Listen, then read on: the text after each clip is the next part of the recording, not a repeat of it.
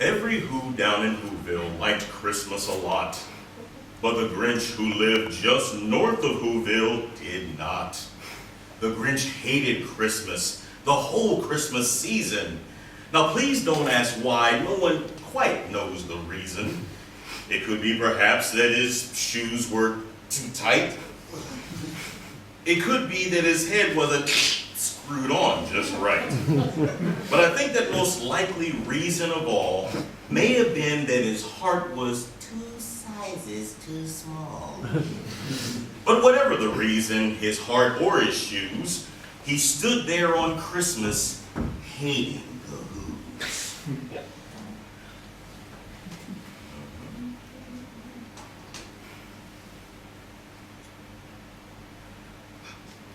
Staring down from his cave with a sour, grinchy frown at the warm lighted windows below in their town.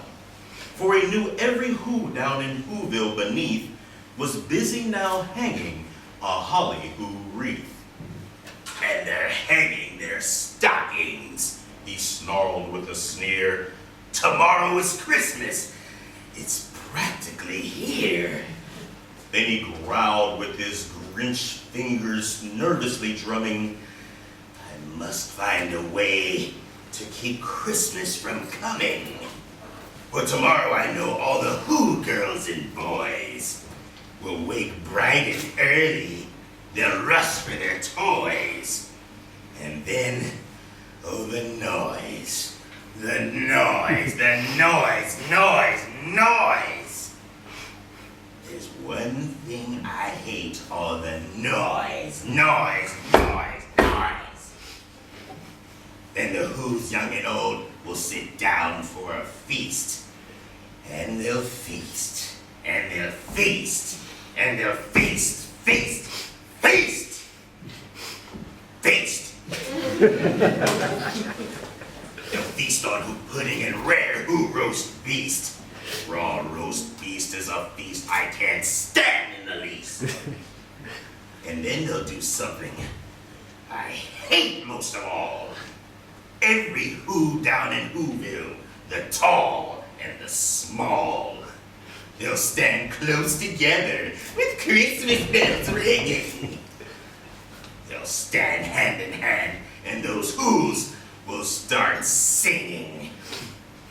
And they'll sing, and they'll sing, and they'll sing, sing, sing, sing! They'll stand hand in hand, and those Who's will start to sing. And the more the Grinch thought of this Who Christmas sing, the more the Grinch thought, I must stop this whole thing. Why, for 53 years, I put up with it now. I must stop Christmas from coming. But how? Then he got an idea, an awful idea. The Grinch got a wonderful, awful idea. I know just what to do. The Grinch laughed in his throat. I'll make a quick Santa Claus hat and a coat. And he chuckled and clucked. What a great, Grinchy trick. With this coat and this hat, I'll look just like Saint Nick. You're a mean one, Mr. Grinch. You're mean, you're a thief. You're a cuddly as a cactus. You're as charming as an eel, Mr. Grinch. You're a bad banana with a greasy black pea. You're a monster, Mr. Grinch. Your heart's an empty hole. Your brain is full of spiders. You've got garlic in your soul, Mr. Grinch. I wouldn't touch you with a 39.5-foot pole.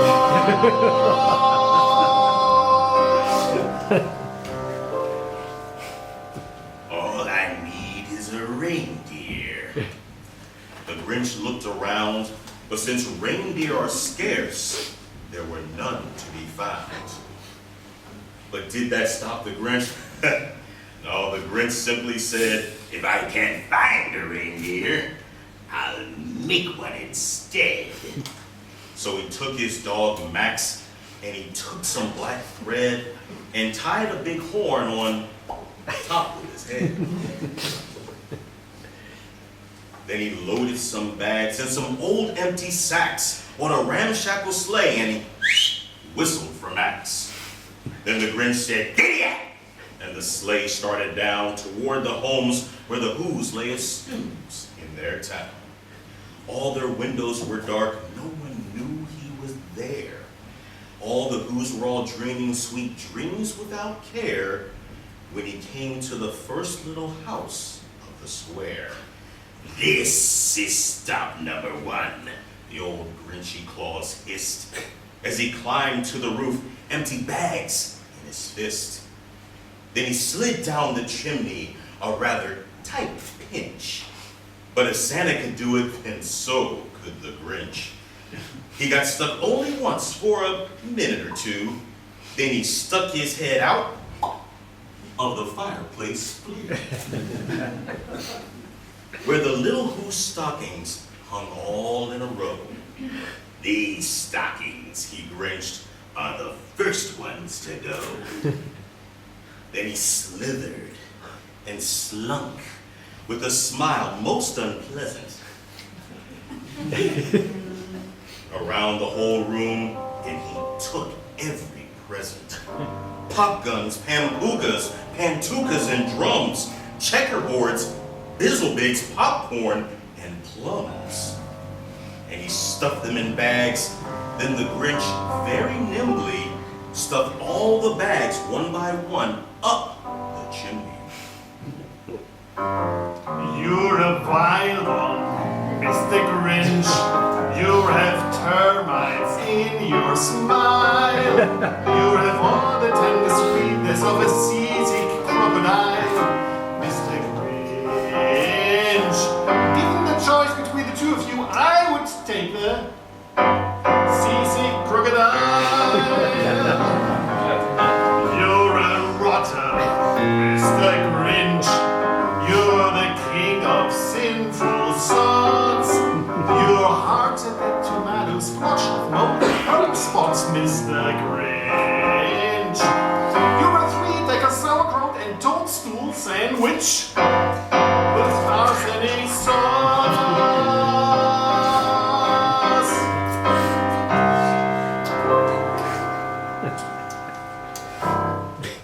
Then he slunk to the icebox. He took the Who's feast. He took the Who pudding. He took the roast beast. He cleaned out that icebox as quick as a flash, while the Grinch even took the last can of Who hash. Then he stuffed all the food up the chimney with glee. "Now," grinned the Grinch, "I will step up the tree." As the Grinch took the tree, as he started to shove, he heard a small sound like the coo from a dove. He turned around fast, and he saw a small Who, why Cindy Lou who was no more than 2. She stared at the Grinch and said, "Santa Claus, why? Why are you taking our Christmas tree? Why?" But you know that old Grinch was so smart and so slick.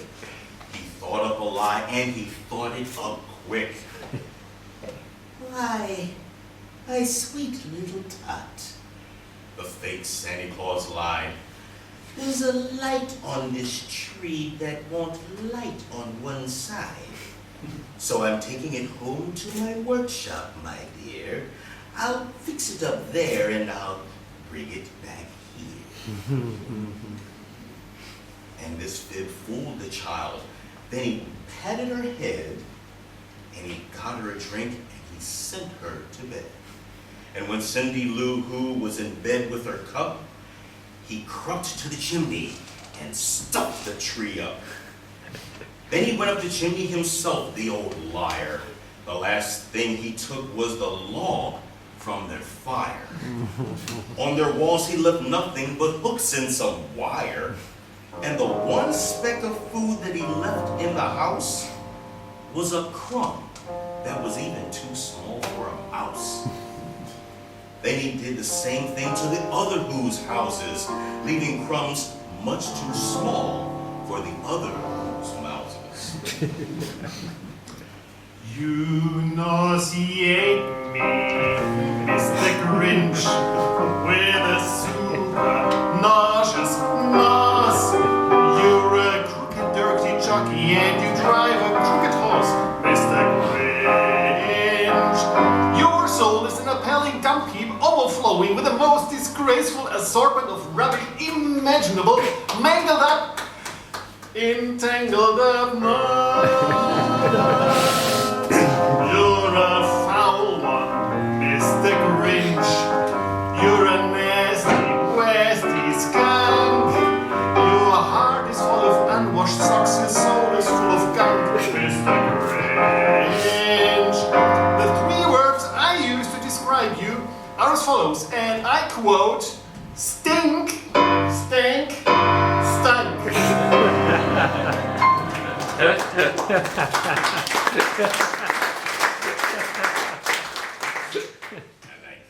It was a quarter of dawn, all the Who's still abed, all the Who's still a snooze, when he packed up his sled. Packed it up with their presents, their ribbons, their wrappings, their snoop and their fuzzles, their tringlers and trappings. 10,000 feet up the side of Mount Crumpet, he rode with his load to the tip-top to dump it. He was grinchily humming. They're finding out now that no Christmas is coming. They're just waking up. I know just what they'll do. Their mouths will hang open. A minute or two.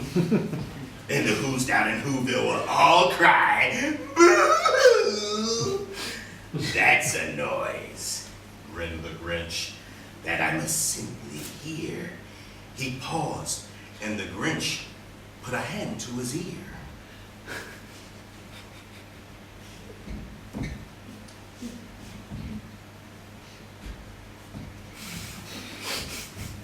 And he did hear a sound rising over the snow.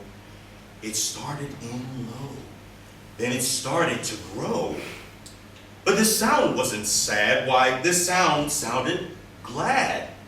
Every Who down in Whoville, the tall and the small, was singing without any presents at all. He hadn't stopped Christmas from coming. It came. Somehow or another, it came just the same. And the Grinch, with his Grinch ice feet cold in the snow, stood puzzling and puzzling. How could it be so? It came without ribbons. It came without tags. It came without packages, boxes, or bags. He puzzled and puzzled till his puzzler was sore.